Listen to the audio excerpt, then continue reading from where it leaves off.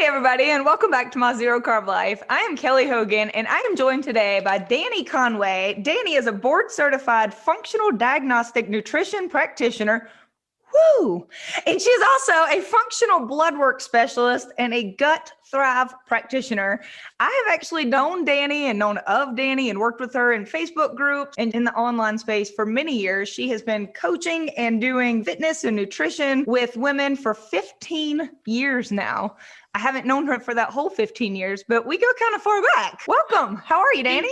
Thank you, Kelly. Thanks for having me. It's an honor to be here with you. Thanks. So, Dani, I don't know about you, but most of the people who come to me for coaching, I don't do the blood work part. Right. That's you.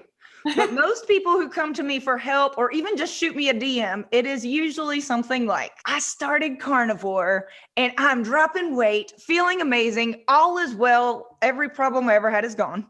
I get a lot of those and that's like, yes.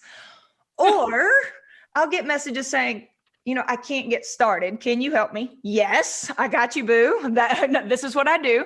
Yeah. Or then I get messages that say, I have been eating only meat, and they'll say, but I'm still not losing weight. Most women who come to you, are they looking to lose body fat? Is that probably the number one reason? Yeah, I feel like it's the number one reason, as well as hormones and gut health too. Mm-hmm. And I get a lot of those messages, and I get the messages that say, I've been carnivore for 2 years or 3 years, and I've done all these things, and I still seem to be plateauing with my weight or other symptoms. Are most of your new clients that come to you already meat-based or keto when they start with you? So yeah, most of my clients are meat-based, keto, or carnivore when they come to me. I get a lot of women, and I do work with some men, but a lot of women that have literally tried everything, and I am their last hope as far as whatever results they're looking for, whether it's weight loss, insomnia, hormone balancing, hot flashes, night sweats, all of those things. They literally tell me, like, I have tried everything. You are the last hope. I got your name from XYZ and I need help. I'm desperate. What's one of the first steps that you want to ask from people? What do you want to know first? So I want to know exactly what they're doing as far as what carnivore or keto looks like. Mm-hmm. So what are they doing on a daily basis? How are they timing their meals? What type of meals are they having? What foods are they eating? What exact carnivore foods are they eating?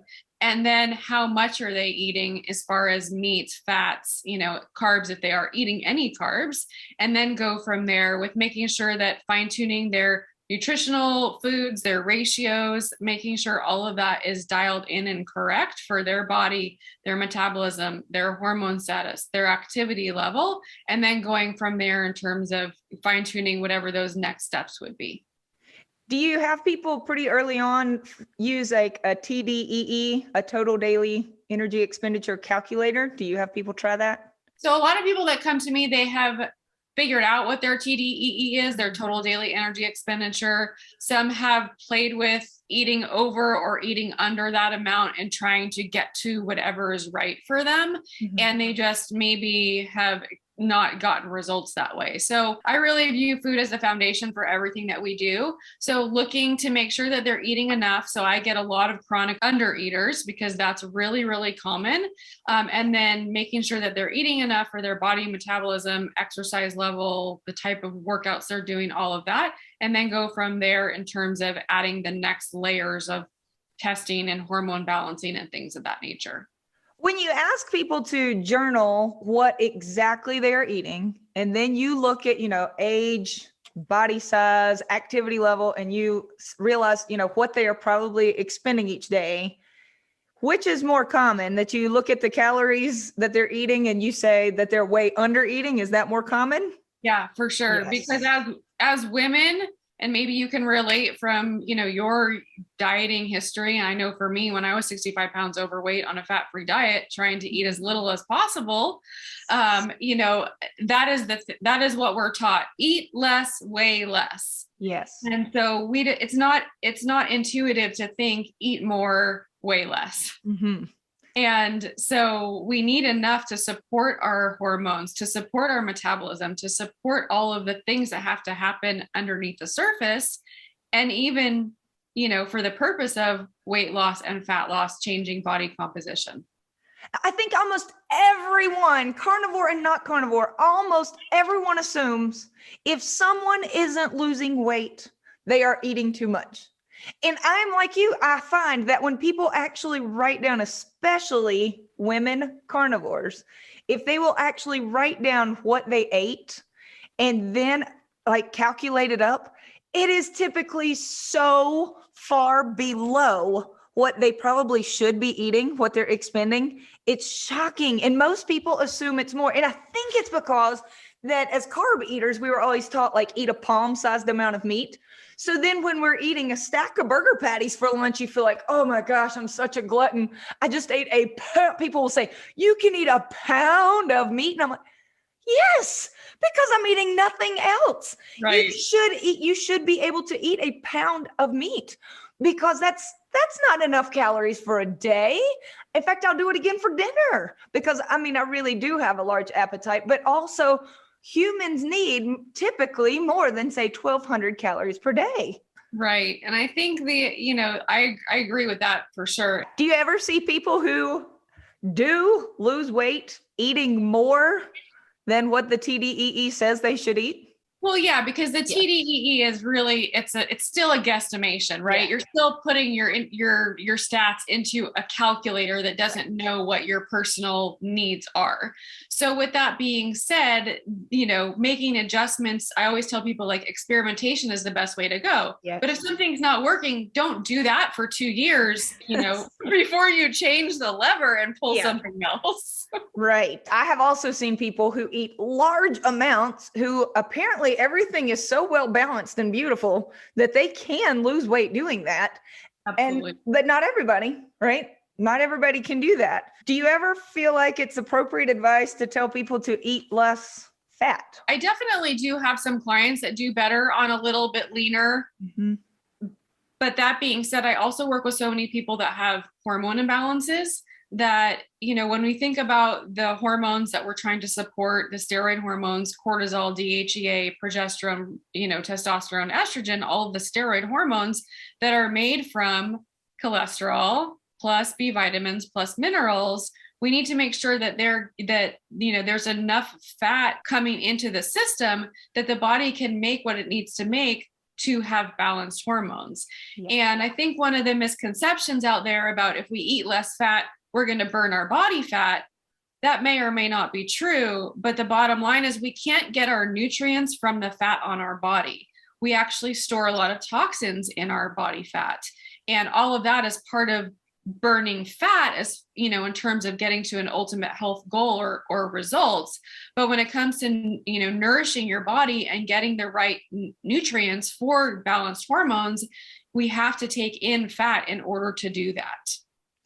Yeah, people who try to live off of really lean meats almost always end up feeling horrible. Right. And typically end up losing their cycle. If they're women, where that applies, sleep gets bad, cravings go out the roof. People typically. Mood is another one. Yeah. Yes. They can't last very long that way. And I just don't think we were meant to eat that way. Now, that said, cutting back some on fat does work fine for some people, like you said. But just in general, saying I'm going to eat straight as close to zero fat, high protein as possible rarely works for anyone.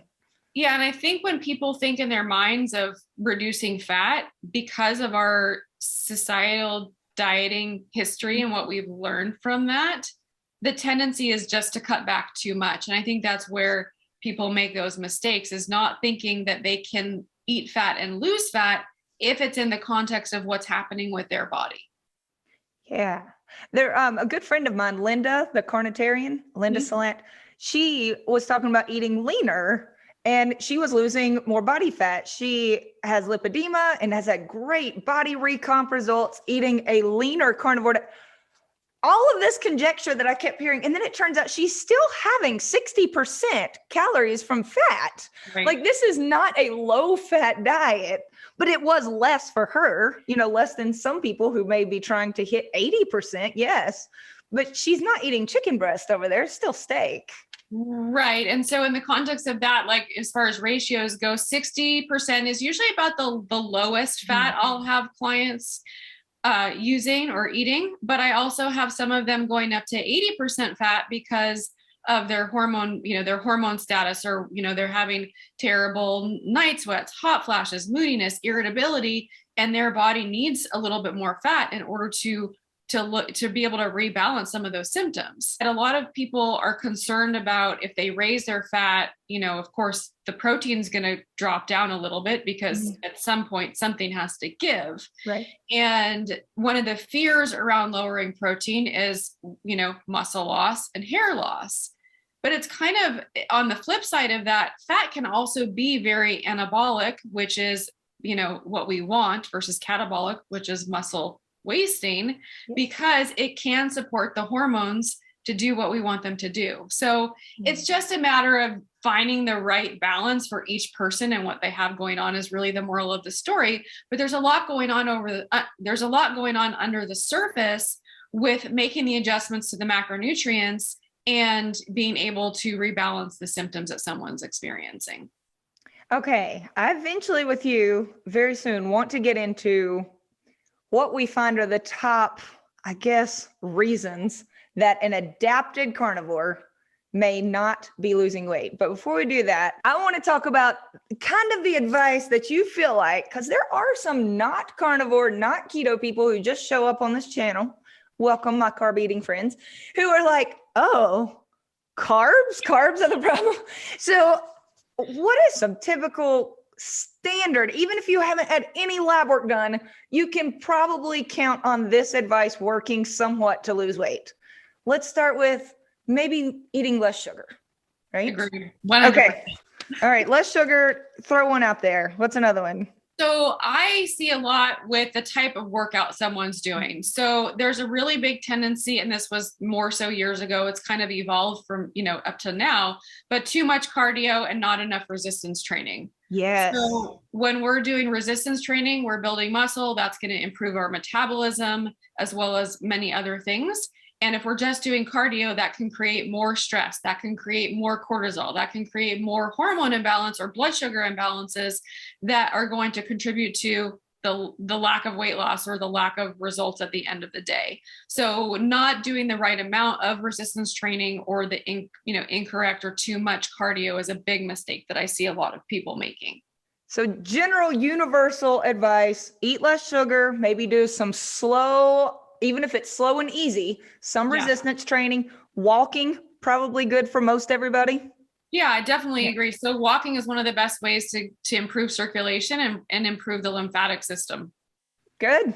Okay. I think you and I would both agree that eating very nutrient dense foods, like animal products, probably going to be like solid advice for everybody, if not everybody. Yeah, and full disclosure, I work with clients who eat carbs and eat zero carbs. And so that being said, making sure that they're eating enough animal-based protein and fat is still key with their programs. In fact, I was just asked yesterday via email, how is the question worded? Do you ever believe that eating lower protein, lower fat, lower calories, and higher vegetables is ideal for a woman in menopause?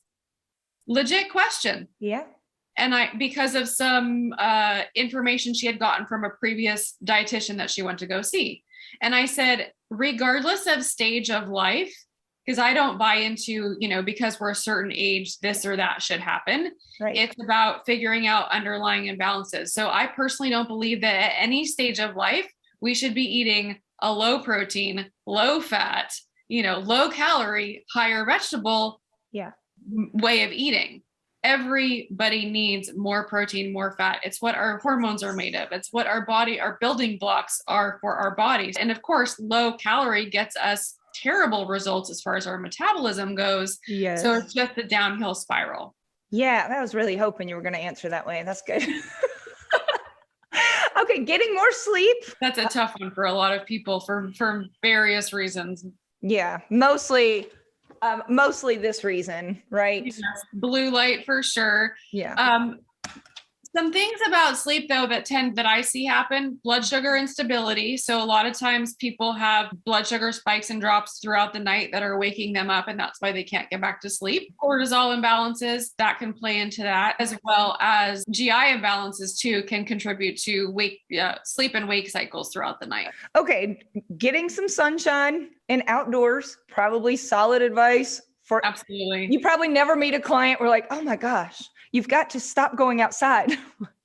Okay. I see vitamin D is such a key for so many things. We have vitamin D receptors in every cell in our body. A lot of people don't realize that. And I see very low vitamin D across, it's very common, unfortunately. So yes, definitely sunlight. Hydration. Drink some water, right?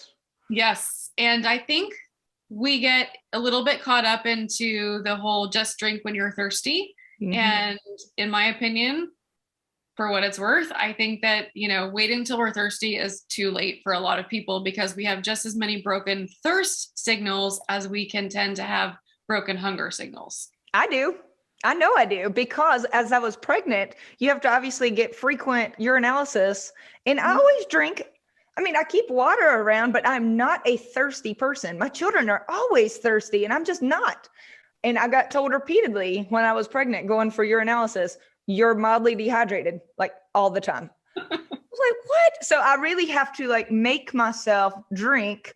We're not saying to drink until your urine is clear. You don't want to do that. But until you feel waterlogged. That's another thing that I hear. People are afraid to drink so much because they feel like their bodies are telling them like, I've had enough.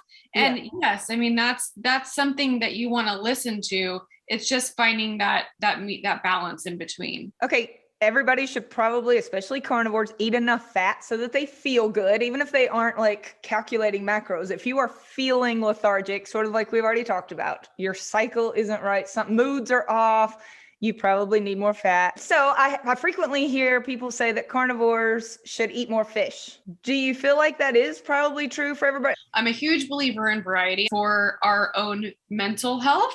Not getting stuck in the same foods over and over, as well as from a nutrient density perspective and the different nutrients that are available with adding seafood versus varying up the different types of meats. Do you find a lot of people are iodine deficient when you test? Yeah, so I think there are a lot of people that are iodine deficient, and there are also a lot of people that won't do well on iodine supplementation just to begin with. So I do prefer making sure someone is getting, iodine via their food, fish, et cetera, to begin with, and then potentially looking at the addition of iodine supplementation if that's necessary. I know that you and I, one thing we do that's different, though I think our opinion is the same about it, is electrolytes. Yes. I feel better without taking any, and you do a lot more working out and sweating, you're outdoors a lot, you're out on horses. And so you do feel better when you add electrolytes. How do you determine if somebody should take them or not? So electrolytes are one of the few things that I'm okay with going by symptoms to begin with. So headache, fatigue, nausea, heart palpitations, potentially lack of sleep or, feeling a little bit tired and wired, leg cramps, of course. Those are all things that could indicate an electrolyte imbalance or deficiency. On the flip side, if someone's using electrolytes, those are the same symptoms that they can experience if they're taking too much electrolytes. But it's something that's so easy to manipulate either direction and see what happens in terms of how their bodies respond. Another thing that electrolyte symptoms can mask is hypoglycemia. So that's another consideration in terms of looking at what could really be going on if they're feeling like electrolytes are at play. Over the past 15 years, you have looked at a lot of lab work on a lot of women who are and men who are mostly already keto, meat-based, or carnivore. And you said most of these people are just looking to lose weight or body fat, of course. And how often do you find that those plateaus are related to thyroid issues? Is that a very common reason? Yes. Yes. So it is a common reason. And the thing with thyroid is that there's a whole chain of events that happens before the thyroid becomes imbalanced. And so when you look at thyroid, I look at the whole chain of events, so to speak, before just looking at the very bottom of the food chain, for lack of a better term, to make, to get that thyroid back into balance. So there's, the gut and liver play a big role, stress and, underlying stressors, infections, different things of that nature that are going to play a role in that end result of thyroid imbalance. So usually what people will do is they go and get a thyroid panel and they're looking at all their T's, right? Their T3s and their T4, and they're looking at the reference range, and the doctor says, you're normal. But I've heard you say many times, normal, first of all, is not optimal. That doesn't mean that is where your body really should be. It just means congrats, you're where the majority of people are. You're yet another loser in the thyroid game. But you're saying that even before it actually shows up as like a low T3 or something, that there are other markers along the way that will show that there's something off. Yes, because what happens is T3 is the end of the food chain, and T3 sends all kinds of signals out to the rest of the body. Before T3, we have T4 that's converted into T3 via the gut and the liver. So before that, we have TSH, which actually is not a good marker of thyroid function. It is a marker of stress and inflammation, though. And so that is all, that all has to play into what's happening at the end of the day with the thyroid markers. But all of those things need to be taken into consideration to see what is actually happening and why someone might not be losing weight. Have you ever looked at someone's lab work, looked at everything, and you're talking to, let's say, a carnivore who just can't lose weight yet? Do you ever find that adding more carbs is the answer for weight loss? No, I don't think somebody needs carbs in order to lose weight.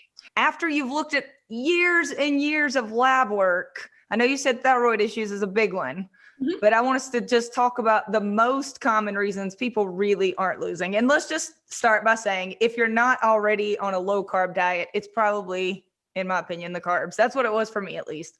It was very excessive carbs and processed foods, which override your satiety signals, cause people to overeat like crazy. You're ruining your gut. If you're still eating a lot of those kind of foods, like that's probably the main problem. Right. Then you said thyroid hormone imbalances. So underlying stressors and infections. And so when I say this, I'm not talking about something that would be diagnosed by a doctor. This is something that I can see on blood work way before someone would have a diagnosis. And sometimes, these types of underlying stressors and infections do lead into an autoimmune disorder or autoimmune diagnosis or other types of, chronic fatigue, things like that.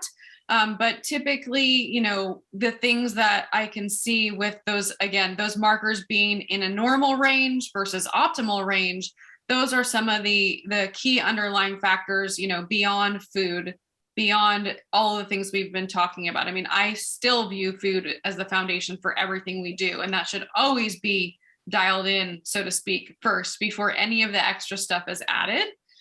So the underlying stressors, inflammation, gut issues, hormone imbalances, cortisol, sex hormones, all of those things, they all play together, or they don't play together well sometimes. And that's another reason why when things aren't talking to each other in the right way, that causes a lot of symptoms and imbalances. It makes it almost impossible for some people to lose weight, right? Like your body, when cortisol is spiked super high, your body is not prioritizing dropping weight. No, the fire alarm's going off and it's trying to figure out how to shut it off, and it can't because a lot of times it's locked in that stress response. Yes. So there are some things that we talked about, like getting out in the sunshine, talking to a friend, and eating proper foods and taking walks. These things can help regulate and lower cortisol. But if you haven't ever had it tested, you don't actually know if your cortisol is high. You sometimes see it where people's is too low, which I didn't even know was a thing until recently. Yeah. And that's a common mistake because everyone has, many people have heard the commercial, if you have, too much belly fat, you probably have too much cortisol. And the reality is that if your cortisol is too low, you could also have too much belly fat. So the thing is that when I help people to rebalance from those things, the treatment plan is completely different. Low cortisol, high cortisol, gut issues that are thyroid related versus gut issues that are digestion related, and everything kind of in between. So that's, all food for thought in terms of what's really going on. And when you meet somebody and you do a primary, like an initial consultation, people talk about, their actual symptoms and, what they're feeling and experiencing. That leads you, I assume, into what exact panels and testing that you run, correct? Yes, that's absolutely correct. And I have a lot of people that will come to me. They think they need all this testing and all this stuff. And I'm like, no, you just need to just let's work on these 3 things. And then others that think that they just want to, one thing is happening. I'm like, no, there's actually a lot going on, which is what's contributing to why you're not getting your results. So that's the benefit of, again, that individual approach, and not assuming that any one person needs all of the things or, 2 of the things kind of thing, if that makes sense. All right. Another common, I guess, reason I see where a carnivore may not be losing weight, just a lack of consistency. Sometimes people say, oh yeah, I've been carnivore for 6 months. And it turns out that yes, they are beautifully, except every weekend when we're at a party and we're, chugging alcohol and drinking pizza, but it's only at parties. It's just social. That's lack of consistency. That it only works if you're doing it, right? Then that's a tough one, because the patterns for so long just from dieting is kind of like Monday through Thursday, Monday through Friday, then the weekend comes around and then it starts again on Monday. Yes. And you're really set, especially with carnivore and then adding those carbs in at the end of the week, you really set yourself up for creating some imbalances that potentially may not have even existed before then. And so going back to what we were talking about earlier with compliance is looking at how you're doing carnivore and making sure that is in a way that is sustainable for you, making sure that you're eating enough overall. And that's not the reason why it's causing you to go to those foods on the weekends. So all of those are factors, I think. Yeah. Some people tell me how little they're eating. And I'm thinking, I would eat pizza at a party too. If that's all I had eaten all week, yeah, pass the pizza. And they really, truly think they're eating enough. I really think that is a huge one that we can't stress enough. I feel like another one people do is they never get full. And so they're constantly grazing. Do you see that quite a bit too? So I think grazing can be problematic simply for the fact that I go back to what they're actually eating in their meals as to what's causing them to graze. So I don't have a problem with someone that wants to eat 3 meals a day or 3 meals and a snack if it's needed. But that snack should be carnivore, animal-based, macro-friendly in terms of what their ratios are of protein and fats, and needed based on physical hunger, not emotional triggers or a stressful situation, or, it's afternoon and, they're trying to relax from their day, all of those things. So with that being said, I don't have rules with OMAD, 2MAD, 3MAD, and what happens. We want to just make sure that they're listening to their hunger cues and what their body is telling them. Do you still typically eat twice per day, 3 times? What do you do? Just curious. So for me, it's anywhere from 2 to 3 meals usually. Sometimes like a scrambled egg snack. And I think we get into the rules, what somebody should be doing, and getting away from listening to what their body cues are telling them. And yes, I totally, I work with a lot of people, as do you, with broken hunger signals. So it's really important to learn how to fix those, but also not get in the process of that, not getting stuck in the rules about 1 meal a day, 2 meals a day, fasting, all the things that could be used for someone's benefit, but also could inhibit results if used out of context at the same time. Yeah. Some people say they don't lose weight on carnivore, and it turns out they're eating a large amount of what I would call like sort of processed carnivore, lots of deli meats and cheeses, like all day. There's never really like a steak or pork chop. Like if everything comes from the deli, I worry just a little bit. However, I will say, full disclosure, I just had deli meats for my lunch today. Kind of unusual, but I did. But if I have something like that for my lunch, for myself, I make sure to have a fresh meat than for dinner.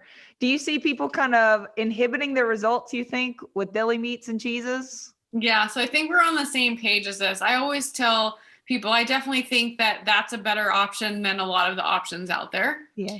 I also, tell them and recommend that they not use them all the time, so that in times that they're in a hurry or they've got a lot going on or they need to grab and go, they have those options and they can fill or overcrowd the other times with good quality, real meat, not processed meat, in terms of, like you're saying, you have deli meat for lunch, eat a steak for dinner.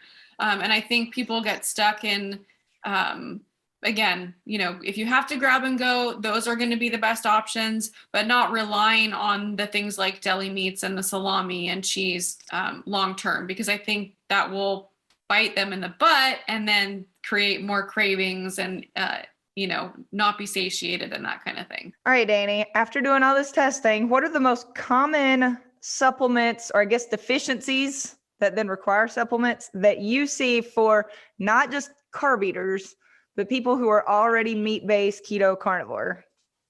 So are you sitting down? Well, you might not be sitting down, but I know that this might come as a shock to some people. Okay. But two of the most common things that I see are B12 and B6 deficiencies. No, that is surprising. I know. Okay, why is that? So this goes back to leaky gut and underlying gut issues and malabsorption. So that's common. The other common one is vitamin D, despite getting, sunlight daily. That's really important for healing. So a lot of people that aren't, that still have low vitamin D. Now, I define low as below 80. So my ideal optimal range for vitamin D is 80 to 100. Normal is like 20 to 40, I think. Okay. Something like that. So if you're below 80, that's definitely something to consider. But just to answer your question, B12, B6, I see a lot. Vitamin D, I see a lot. Those are probably the most common and the most surprising, because everyone feels like they're getting that from their carnivore foods. When somebody comes to see you and they're already fully carnivore and they fall into this category of, it's just not working for me in regard to weight loss, I think most people feel some benefit. I think you and I would probably both agree that if it's only been a few weeks, sometimes your body does have to do some healing before weight drops. Do you typically say that to people too? One of the things that I say to most everyone when I first meet with them is that weight loss happens as a byproduct of the body being healthy and in balance. Oh, hold on. Wait, let's reflect on that. Weight loss happens as a byproduct of the body being healthy and in balance. Everyone hear that? That's beautiful. It's not like your body goes, wait, we're eating meat. Plah, let's drop all this weight. Right. Your body cares about living long and healthy first. I have heard you say that before. I knew you were going to say that, and I love it. Okay. It's awesome. I'm sorry. Go ahead. It's okay. I feel like I can't say it enough, but I think that's just so important. Yeah. I was listening to Mark Smelly Bell this morning, and he was saying something very similar. He was on a walk. It was a video from like a year ago, and he was answering someone's question on why they aren't losing weight. He's like, if you are just starting this, your body has other priorities right now. But what you are also saying is, if you have been getting healthier and healthier, and here you are 2 years later, and you're still at the same 300 pounds as where you started, like, this is the point where I send people to you, Danny, or before the 2 years, just to be clear. You don't have to wait 2 years, everybody. But when I'll say, okay, you've been eating only meat, you're walking outside, you're trying to reduce stress, you're doing all of these amazing things, that is fabulous. I think you should get some testing now, right? And that's when Danny says, test, don't guess. In the beginning, there's some things you can guess about, like maybe electrolytes, right? Maybe this, but you've already tried some things. I would recommend that if anybody watching this is in that camp, I'm going to put all of Danny's contact information below. If you've already done steps 1 through 20 and you're still struggling, Yeah. Get some testing done. She can consult with you. She can hear your symptoms and issues and then recommend not every test known to man, just the one she thinks would apply, and then help you figure out how to make those happen in your life using food when possible, right? And then also supplements when it's something you may need in addition to that. And I've heard you say before, Danny, that you don't, even if somebody starts on a supplement, the idea is not that you'll have to take it forever, that you can sometimes get people to come off of things as needed as they heal, right? Does that happen pretty often? Yeah. So my goal with supplementation is that it's there to support and supplement what somebody's already doing and to be used therapeutically for short periods of time and over, let's say, a 3 to 6 month rebalancing protocol. The strategy would change every 30 days, every 60 days based on what's going on. So again, it's about supporting the body and teaching the body or helping the body relearn what it's supposed to do after being chronically out of balance for so many years. The other thing is that I also use a lot of liquid tincture type supplements. I help clients, use them topically instead of orally if people are really, really adamant about not ingesting supplements. There's also a lot that can be done topically because everything we put on our skin absorbs into our bodies. So that's just another avenue as well that can be utilized. Well, for anyone who is struggling, my main hope is that they would get some help. I'll tell you that I am not currently struggling, but I really, really trust Danny. And so I've had a hard time finding someone to do my own lab work that I trust and that is on my same page. So I've been talking to Danny about instead of just I moved to this new area. I don't know any doctors here. There could be an amazing carnivore doctor right up the street, and I have no idea, but I doubt it. And so instead of going to some random Joe who's going to tell me, your LDL is too high because it's over 100, then I would really like to get my testing done with you, Danny. And I appreciate the fact that you do this for people, that you're going to do it for me. And I hope people will reach out to you when, like I typically say, when you just need to get under the hood, find out what's not balanced, what's not working. You do not just blood work, urinalysis type work. Let's talk about what you can test. Yeah, blood, urine, stool, saliva sometimes still, but mainly blood, stool, urine.